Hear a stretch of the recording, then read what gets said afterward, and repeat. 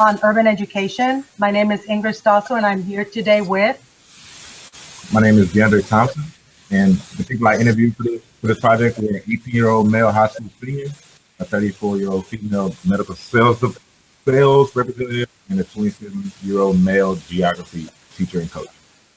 Hi, I'm Kim Miller, and I interviewed a 53-year-old female retired urban reading teacher, a 45-year-old female 7th and 8th grade language arts teacher, and an 18-year-old male high school student. My name is Trinity Baldwin, and I interviewed an 18-year-old high school senior, a 32-year-old former communication studies teacher, and a 26-year-old former teacher for Albany High School. I also interviewed an 18-year-old high school student, a 69-year-old retired assistant principal from urban education, and I interview a currently teaching 57-year-old teacher who taught for several years at the middle school level, and now it's at the high school level, teaching English in a very urban, characteristic type of school in Cyfair. I'm Sindel Freeman, and I interviewed a 17-year-old high school student, a 39-year-old female urban educator in language arts, and a 22-year-old female non-urban education high school teacher teaching English. All right, so wonderful. What we're going to do today is we are actually going to discuss 5 questions that we formulated for this project, and we will be comparing it with the research that has been displayed in our handbook, our urban education handbook, as well as other outside resources. And we will be validating what was responded from our interviews, and perhaps either whether it agrees or disagrees with our text. So DeAndre will lead us with question 1. Okay, so the first question on our project we had was, how do you prepare teachers who are not familiar with urban environments, culture, or students to educate in urban environments? And starting off, I would go with the quote that I had along with the picture, and it says that everybody is a genius, but if you judge a fish by its ability to climb a tree, it will live its whole life believing that it's stupid. That quote was from Albert Einstein, and that quote came from the male geography teacher that I interviewed, and he does that when he mentors new teachers coming in, teaching in those urban contexts at the school that he is currently at. And it's just saying that all students have different learning abilities and social needs, and that the educators need to take the time and getting to know each of those students in order for them to be successful and for the teachers to be successful. And so going along with that, if in chapter 6, in section 6, chapter 11 of our book, it talks about racial and cultural knowledge, saying that the teachers have to take the time to be willing to invest in learning about their students and those backgrounds to be able to successfully lead those kids when they're doing their lesson plans. So I feel like that quote, along with that picture, goes a long way, and it also ties back into what we learned in the book. Also, continued in that chapter, it discusses teacher attrition. So it gives a statistic saying that 1/3 of all beginning teachers leave the profession within the first 4 years. And it also goes to say that in urban areas, that 1/3 goes up to 50%. It says that teacher programs put an emphasis on teacher preparation to meet diversity standards, but it still falls short, extremely short. And so another interview was saying that teachers have to be able to have interpersonal skills and be able to build those relationships with the students. If teachers are only there for that short amount of time, there's no way that they can form that relationship, form that cultural knowledge, to be able to continue to be successful with kids after their first or second year teaching in the urban context. Continue along with some of the stuff that was in the book. One of the biggest points that I took out was subject matter knowledge. It's saying that having teachers that have a very deep understanding of their content, they're better equipped to assist low performing students, which statistically shows there is a significant number of students who are low performing in urban areas. So having teachers that have a very strong depth of knowledge of the content that they're teaching, makes them more comfortable with being able to teach students who aren't as academically able to grasp that content, to be able to help them out and move them forward successfully academically. And so at the same time, having those teachers be able to learn about those students and then take that knowledge that they have of that subject and put those together would be the perfect, in my mind, the perfect teachers to meet the needs of the students in urban conflict. You know, DeAndre, in the urban teacher, retired teacher that I interviewed, her actual comment was that a teacher learning how to teach a content area is more important rather than just knowing the subject matter. And being able to relate it back to her students was much better in helping her students.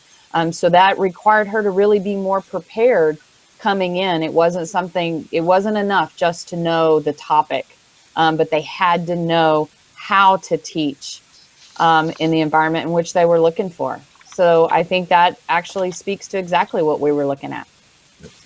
That actually goes to the next point that I was coming to, talking about the method of teaching. Just like you said, the teachers need to be better prepped to be able to teach the subject matter in a way that is effective to reach those students. And nowadays, it's shown that some students now have a shorter attention span. So now teachers have to come up with more creative ways to be able to engage the students. And it can't just sit here and read this textbook or look at this. It has to be something that get the students to interact with the teacher, be able to help take home the information that they've just been taught. And another thing that I thought was interesting in my interviews was they were talking about professional development at the beginning stage of new teachers to bring to light biases that those teachers may have that they didn't know that they had. So just putting them through just like interviews, like making them take tests and be able to bring light biases that they may have, and then present ways for them to circumvent those biases or do away with those biases and be able to learn about the students that they deal with now, not what they perceive of people from those type of environments that are now in. The teacher that I actually interviewed, 57 years old, that works in a suburb school that has urban characteristics, according to Milner, she believes that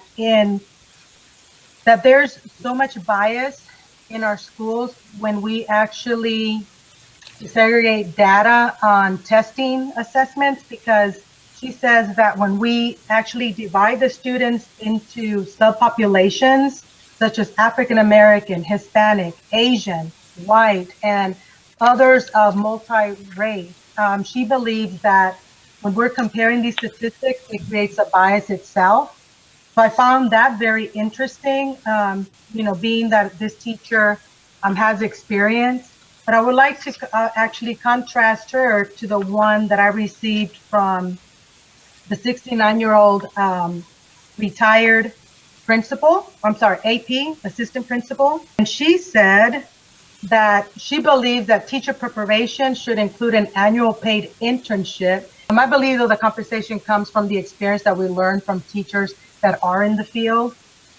But she also believes that culture training should be included in the personal experience and walking. And she believes that this AP believes that schools should take the time to actually introduce the new teachers to the neighborhoods and into the culture of the school that they will be actually, studying in their field or in that internship that they're going to be in ways that they can join, she says, cultural events and attending neighborhood meetings to engage in the community and creating dialogue. It is covered in our book, which I find it to be authentic because it does talk about, being an educator and being able to understand urban students. We need to be able to connect with their culture, connect with the community, and understand where they're coming from.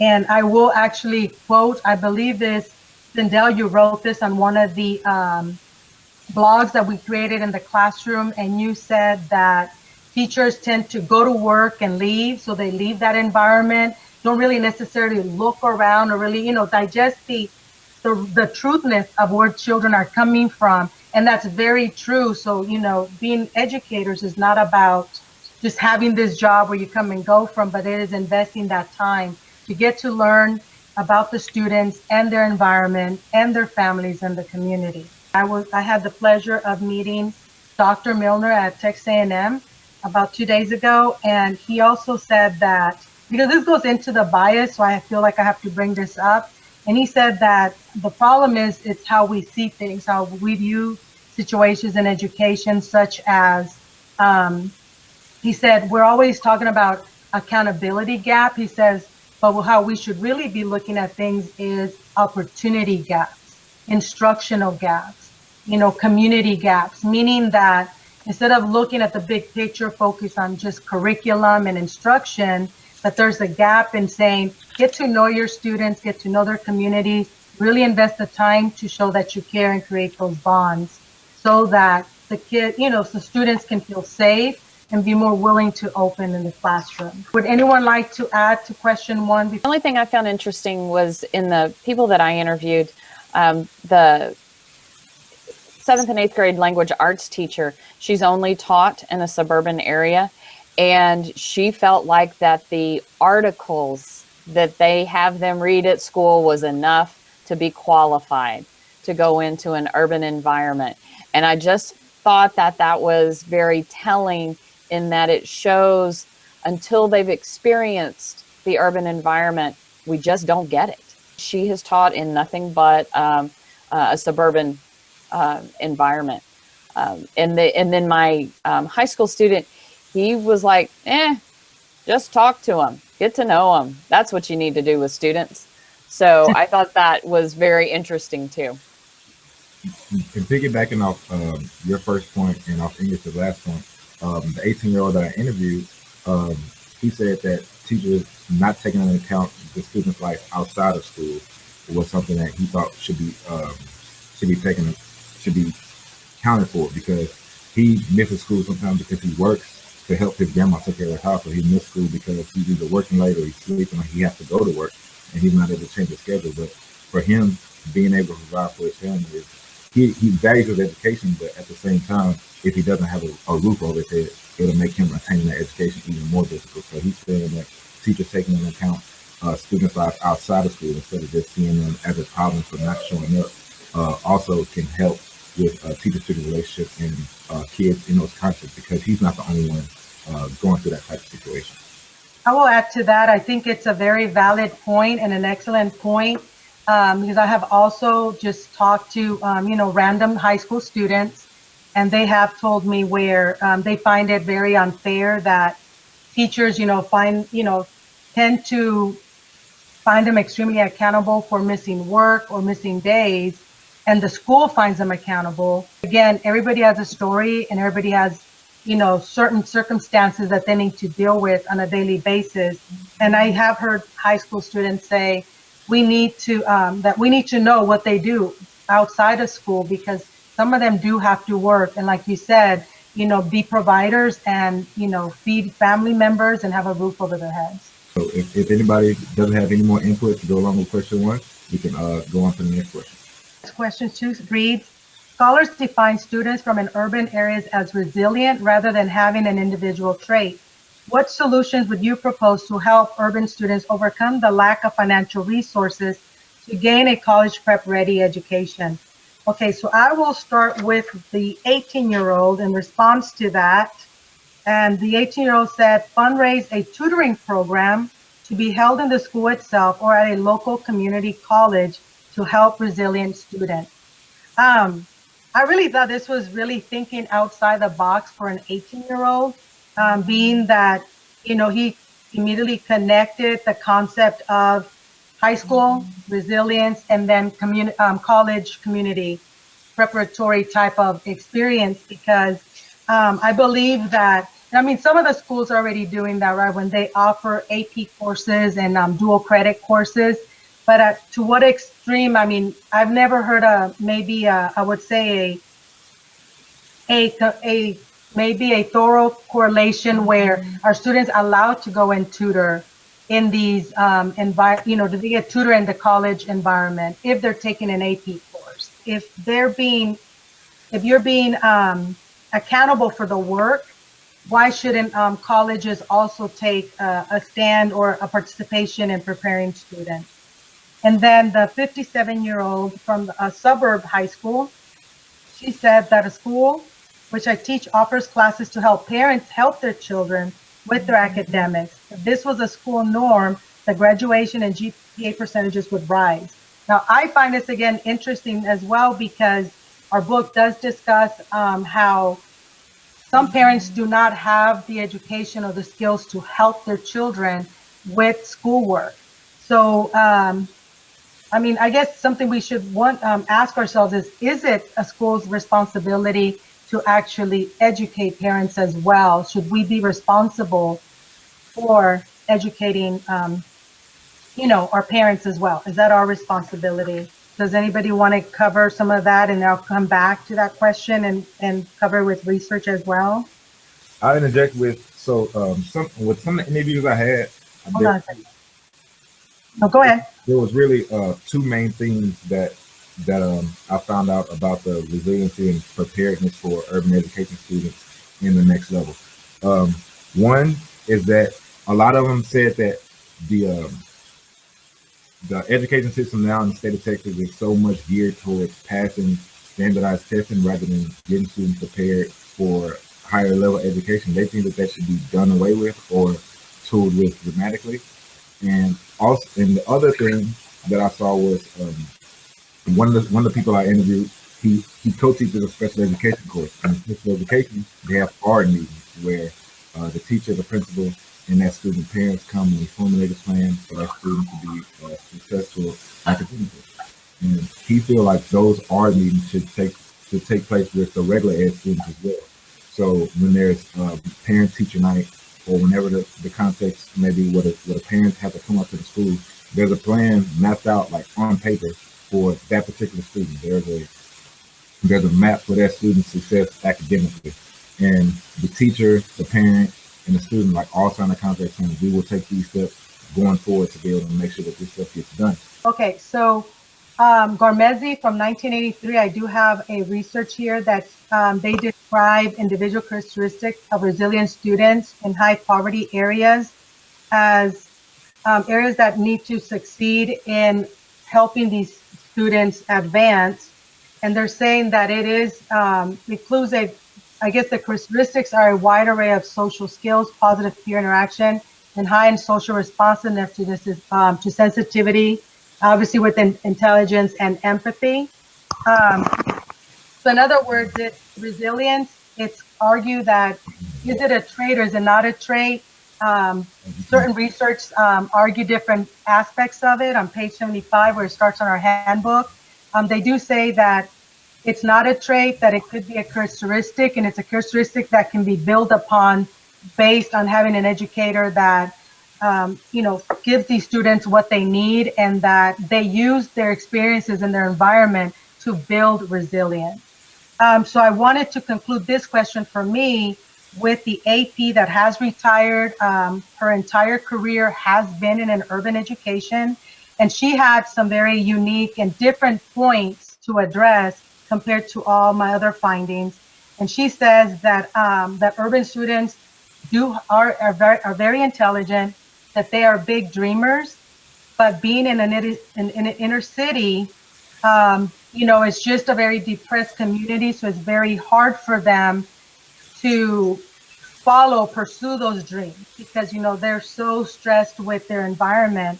And she says that unfortunately they do lack a lot of exposure of things that perhaps most of us take for granted, meaning by visiting museums, traveling, and situations like understanding that, going outside of their neighborhoods and their communities to maybe more affluent neighborhoods. So not really having a really clear picture of what life can be compared to what they know. And as educators, finding ways to keep them in our schools, find different ways to discipline and build on that resilience that they already have and know, and use it to their advantage to prepare them for the future. I'll go ahead and take the next question. Our third question is the importance of cultural responsiveness and community involvement are known to be valuable traits desired in school leadership. Do you think that it is important for Black and Latino urban students to have a principal, teacher, counselor, or administrator representation? And then why or why not is this important? Across the board, the three people that I interviewed all felt that there was some relativity in that.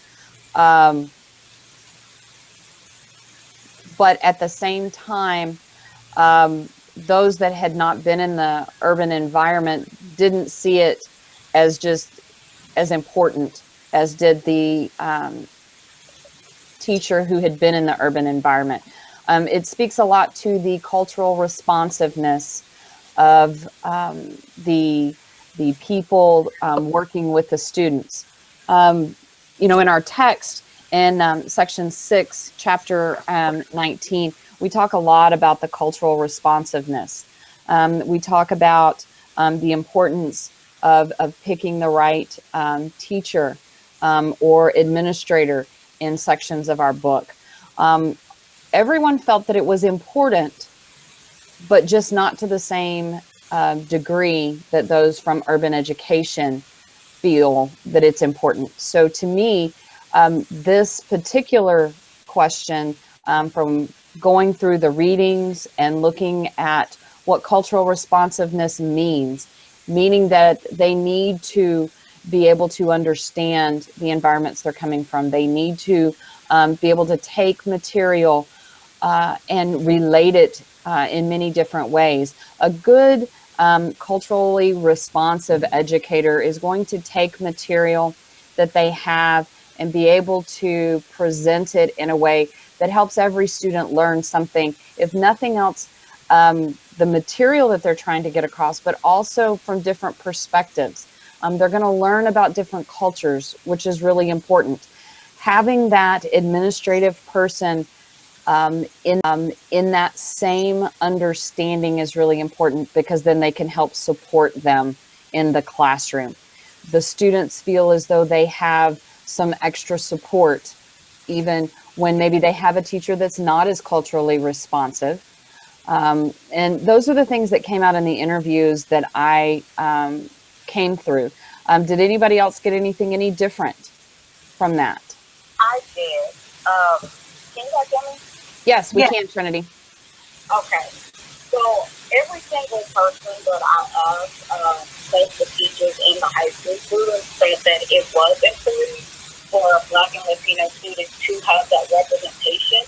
And a lot of them spoke to the fact that they need their own role model. They need someone that is relatable and that they can identify with, and also someone that they can look up to and aspire to that actually looks like them.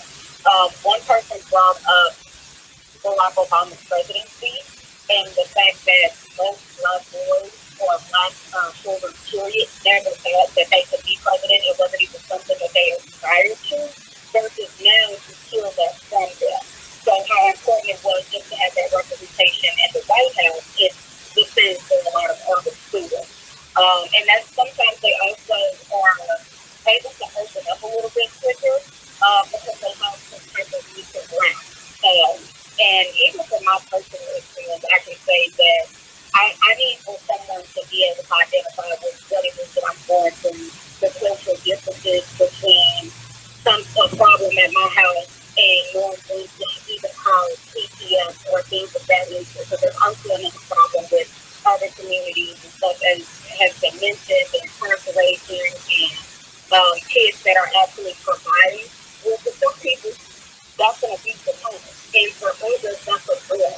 And I feel that teachers need to actually know the difference to what they're dealing with and how to help them and how to be effective in teaching. Because teaching is not just about giving a lesson and, you know, just, hey, can you give me the answer for a test on this or write a paper on this? But teachers actually spend a lot of time with students, at least 8 hours a day or so now. And they have a really, really big impact on how students view themselves and how they view their future. So having a teacher that actually gets it and that really to trust is a big deal. And that's pretty much what all of my interviews mentioned. I had a contrast with my high school students and my educators. My high school students basically both said they did not need representation. Learning is about the individual and not about who is teaching them. But the three educators that I found all said representation should be there. I'll That's add to interesting. that. It is because from the three individuals, again, that I interviewed, the only educator that responded that it is necessary to have a diverse staff as well to represent the student's ethnicity was only the urban education administrator that retired. And the rest said, the suburb teacher and the high school student said that it shouldn't matter the race of the educator, that if the person has the knowledge and the skills and the experience, that the best person should fill the job and not based on demographics. So I found that very interesting because our book says otherwise. Well, and like you said, that's interesting because my high school student also said it should be the person best prepared to teach, not the demographics of the person that should matter. And that was something interesting from the high schooler's perspective. And it goes against, when we did our unit on leadership, how we were talking about, first of all, how most of our schools are staffed by white administrators, and that it takes a while for any minority administrator to actually be promoted. So I think, and then Milner in our textbook says that we need a diverse staff. Students, again, need to see themselves reflected on the adults that teach them. So. Great. I wholeheartedly agree with the fact. I don't think that it's picking people based on their demographics. I mean, if they're qualified for the job, they're qualified for the job. However, I do think that schools and the school system need to make it a point to hire more minorities, especially to teach in urban environments. I like when the book mentioned that they are actually preparing some urban students to become teachers so they can go back and teach in that environment. I think that that's a wonderful idea, and I do think that it will make a difference. So my question was, what procedures have you or will you implement in efforts to involve the community with school activities and education plans? The one disheartening interview that I got was from the 17-year-old high school student who basically said it was not their problem. It's the teacher's problem. But other than that, from the college student, I just want to read you a little bit what they said. Although this question is not applicable to me, I feel one possibility is promoting community involvement within the schools is to open up the schools after hours for free community health fairs. Wow. Which would be a good idea, but then you get into the cost of that. The individual is going to run it. Not really the best idea. But the book does say on page 181, let's see, planning to spend extensive time in settings where students congregate and reflecting on what was learned can be used as a bridge. It is a good idea to do, but cost-wise, it's not effective. So I'll move on to my urban educator. And they propose having staggering shifts, kind of like the same thing that that the other educator said, having staggering shifts with teachers after hours that could kind of not be a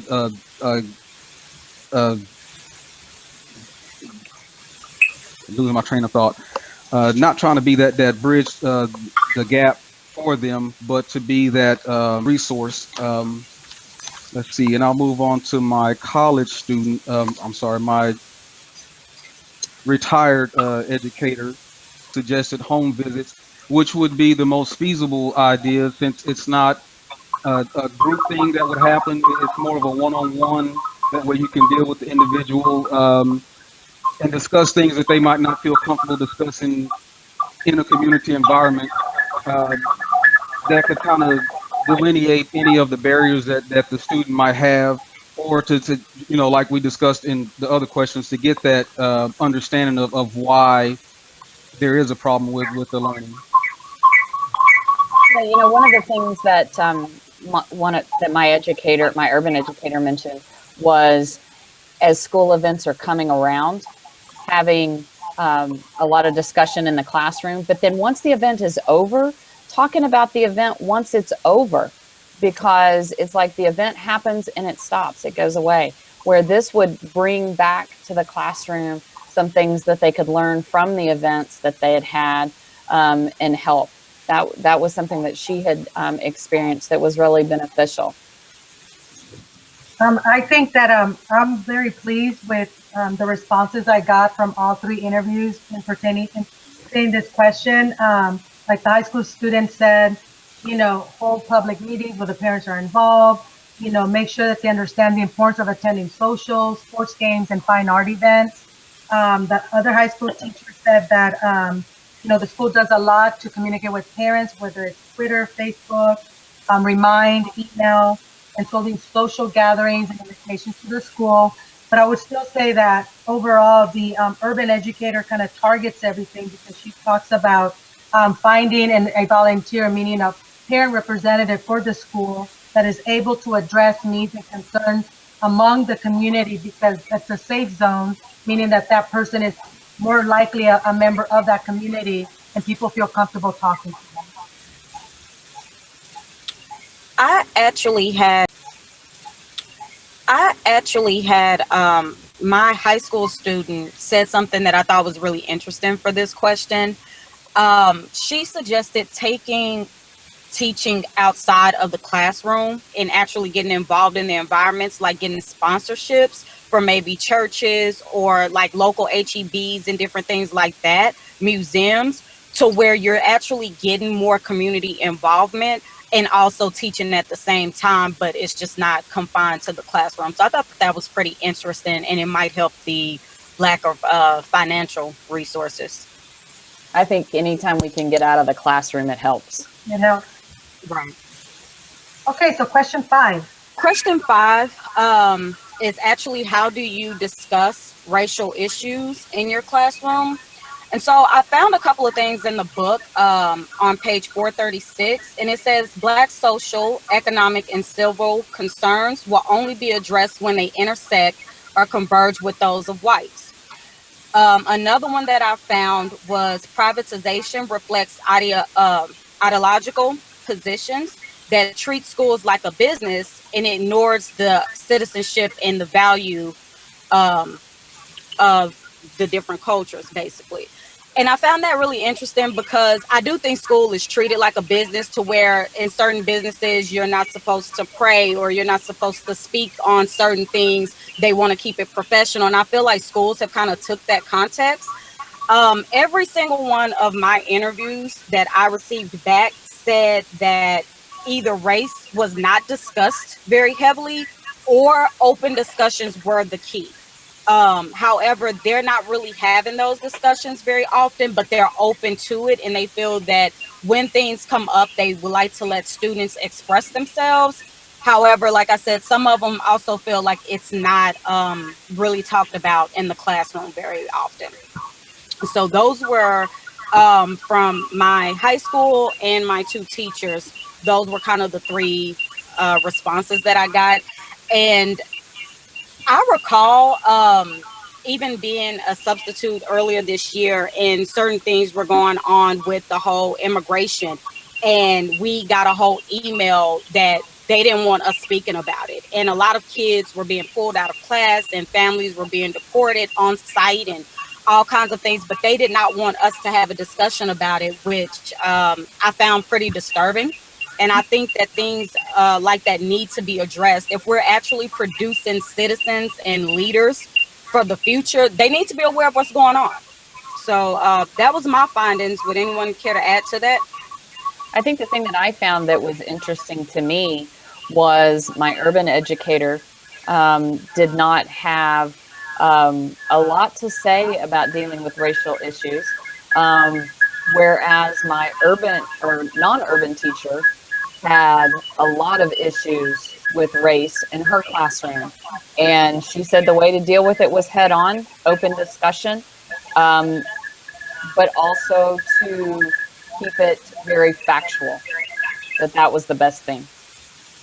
Back to what Trinity said, I think it's very interesting that how she brought it forward because, again, when I went to the seminar this week and met Dr. Milner, he did describe a situation. And as a matter of fact, his audience that were educators did bring up a fact that a lot of times in our schools, we do ignore situations that happen outside the school boundaries. We don't discuss crime. And Dr. Milner had brought up a story how a local store that the neighborhood was so used to, shopping there, and they were actually able to use credit, and the store owner was extremely just a wonderful community member, and that person was killed. And instead of the school taking that as a learning experience, they ignored it. And it's kind of like what she said, that our schools are like institutions. They function as institutions, and certain things are not allowed to be discussed because it's outside the curriculum or outside the classroom. So I think that was really good. Anyone else? One of the things that I found, the interviewer who was teaching, he said he has every Wednesday a thing called Cultural Wednesday. He said that he talks about different topics that's in the news, or he brings up something every Wednesday that him and his class discuss. He starts off by people's opinion first and telling the kids that it's okay for you to disagree with me. We all don't have to have the same opinion, but you have to be respectful if we're going to do this. So you have to, at minimum, you have to agree to disagree with somebody who has a different view of you. And he said he goes into it with a student-teacher mindset because he says the students teach him things on those Wednesdays and had those conversations. So it wasn't just him imparting his view on them. It's just an open discussion for everybody to express their views and give their perspective on whatever the topic is. So I think that's really fun. I think that's really cool that he actually does that. And I also think that racial discussions can really help bridge the gap between different cultures, different races, and the whole racial tension. I feel like when it's not discussed is when we get those adults who now just have this perception and this biasness of another person's ethnicity, race, cultural background, whatever. And it produces a lot of ignorance. And that's when you see them, even in universities, they can't have a conversation without really getting upset or really offending someone because they never had to talk about it before. And I think if we start a little bit younger, it will really benefit our students a lot. I guess we should start wrapping it up, and I will finish that question with a research finding. And it says schools that effectively accommodate student diversity possess a similar characteristic that encourage a professional and productive work environment to improve student engagement. That is Mole and others in 1993. So I guess we are ready to conclude. I want to thank everybody for being here. And Trinity, did you want to close us out? Sure. So thank you guys so much for watching. We had a few technical difficulties, but thank you so much for hanging in there with us. This was our panel discussion on our findings for our research and our research questions, which we will actually post the links to those. And basically the consensus is, yes, this course is very much so relevant. Hopefully everyone will kind of get to take away something new from this. And again, we really thank you for watching, and you guys have a great day. All right. Thank you. Bye. Bye.